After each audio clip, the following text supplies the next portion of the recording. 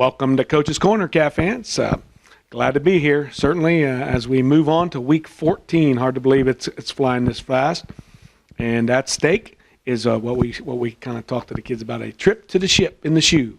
So that's a good incentive for us to get back to Columbus and try to play for a state title.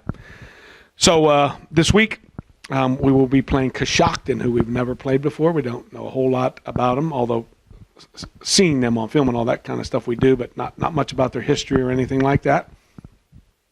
So we're playing at Olentangy Saturday night at 7 o'clock. But let's go back and recap the CHCA game from Saturday night.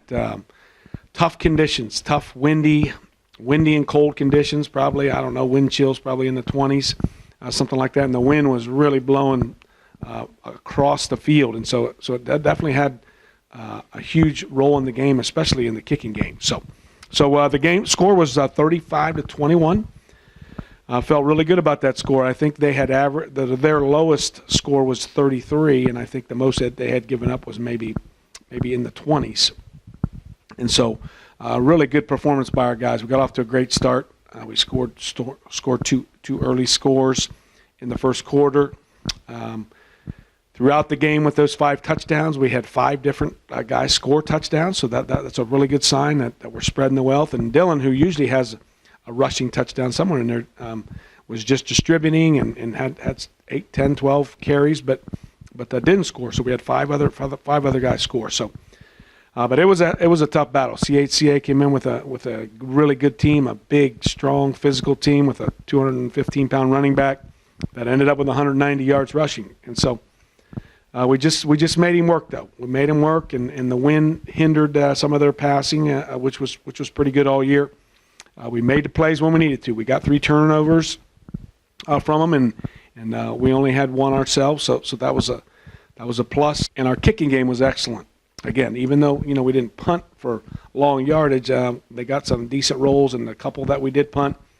We got them out of there. Our kickoff team was, again, really good. Our kickoff return team was really good. The opening kickoff, we got back to the 50 and then had a 50-yard touchdown right off the bat on the first play of the game. So really, really good game for us in all 3 phases. And we gave up 3 scores, but that was against an excellent football team. So feel really good about that. A little shout-out for all the fans that braved the cold and the wind. And fortunately, we were on the home side.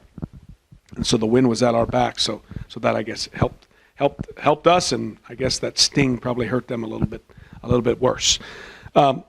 Looking on this week, Coshocton is 12-1. They've had several close games in the playoffs. Their games have been really close, 1-score kind of games, and so they're battle tested and have had some really good games there.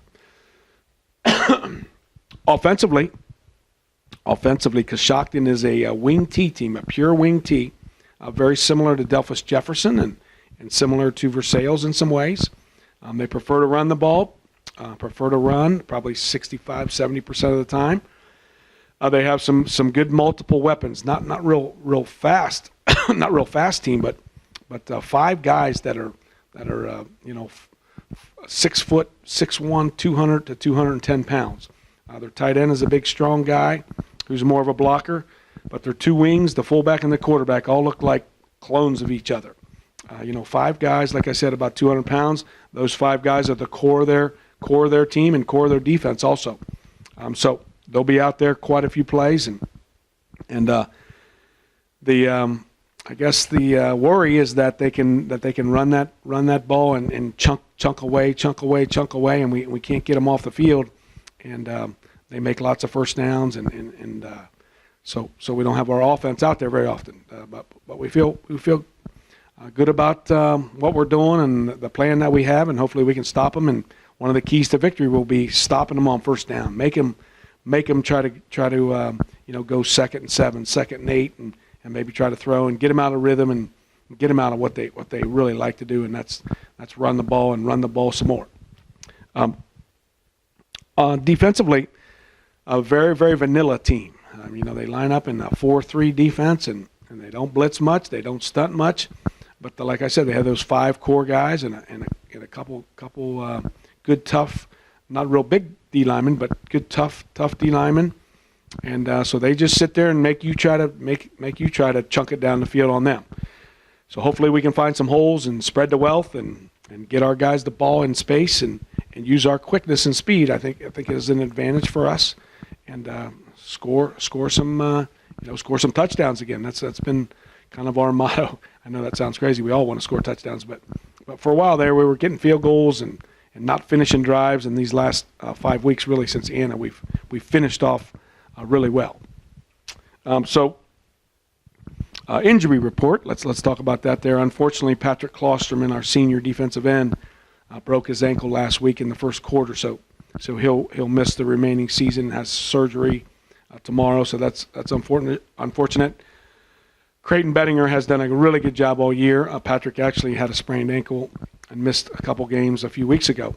So Creighton has come in and done a really good job filling in. So the game is Saturday night at Olentangy, and it's a 7:00 game. And so I guess Coshocton is traveling just about the same distance as us. I think maybe a little bit shorter, but a good stadium, nice stadium for the fans. A lot of good parking, which is really close. So a good venue to have the game. And so hopefully if you can't make it to the game, I'm sure it'll be on radio. I think it's actually live on there is a TV station that has it live. I don't know if it's the same one that the state games are on, but it's out there. So if you can't make it, you could probably watch it on TV, and hopefully I'll be talking to you again next week in a positive mode, heading to the shoe in Columbus for the state championship.